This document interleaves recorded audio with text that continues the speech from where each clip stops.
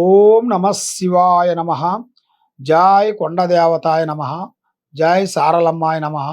జై వనదుర్గాయ నమ. ఓం శ్రీ మాత్రే నమ. ప్రజలందరికీ నమస్కారము. స్వామియే శరణమయ్యప్ప. డిసెంబర్ నెల 2025 మిథున రాశి ఫలితాలు.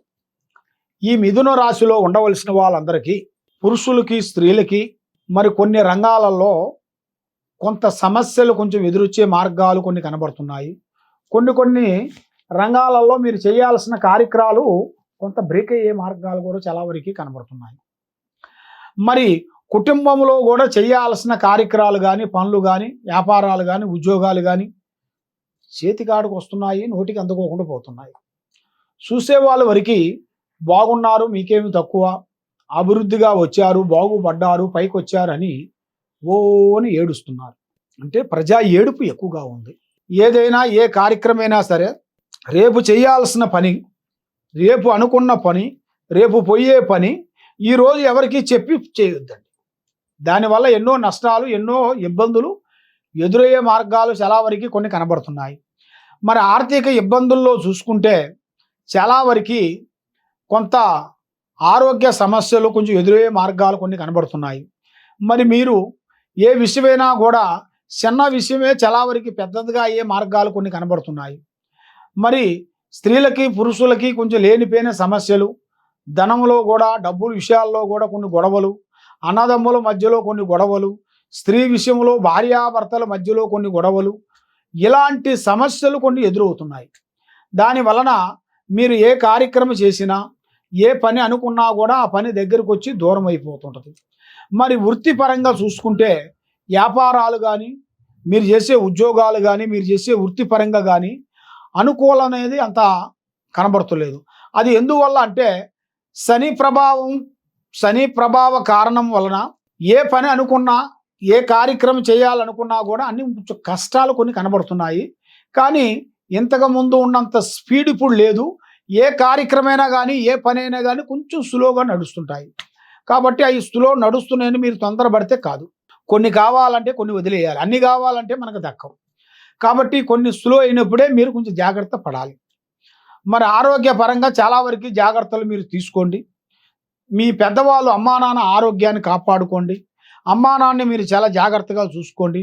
వృద్ధుల్ని ప్రేమించండి. ఏ కార్యక్రమైనా ఏదైనా సరే తొందరపాటు వల్ల ఎన్నో నిర్ణయాలు, చెడు నిర్ణయాలు వచ్చే మార్గాలు కొన్ని కనబడుతున్నాయి. మాటే మంత్రం, మాటే వేదం, మాటే విధానం, మాటే ఆలోచన. అదే విధంగా మీరు మాట్లాడే మాటలో, మీరు చేసే విధానాల్లో కొన్ని జాగ్రత్తలు పాటించండి. అందరూ మనవాళ్ళంటే కాదు. మనవాళ్ళంటే కొంతమంది మనవాళ్ళు ఉంటారు, కొంతమంది మనకి గిట్టని మానవులు కూడా ఉంటారు. కాబట్టి ఏ కార్యక్రమం అనుకున్నా, ఏ పని చేయాలనుకున్నా కూడా అతి జాగ్రత్తలు పాటించండి.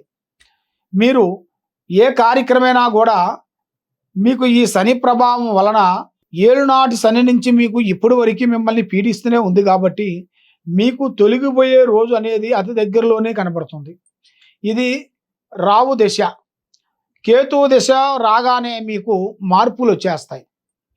ఆ కేతు దశ నుంచి మీకు అన్ని శుభాలు, విజయాలు, ఆరోగ్యంలో కానీ, ఉద్యోగంలో కానీ, చేసే కార్యక్రమాలలో కానీ, అన్ని విధానాల, అన్ని రంగంలో కానీ మీకు మంచిగా ఒక గుర్తింపు అనేది వస్తుంది.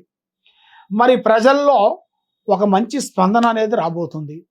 మరి మీరు చేసిన పనులు, మీరు చేసిన మంచి మంచి కార్యక్రమాలు ఆ భగవంతుడు అనేది మీకు ఏదో ఒక రూపంలో తప్పకుండా హెల్పింగ్ చేసే మార్గాలు కూడా చాలా వరకు మీకు ఆ దైవ కటాక్షం అనేది మీకు రాబోతుంది.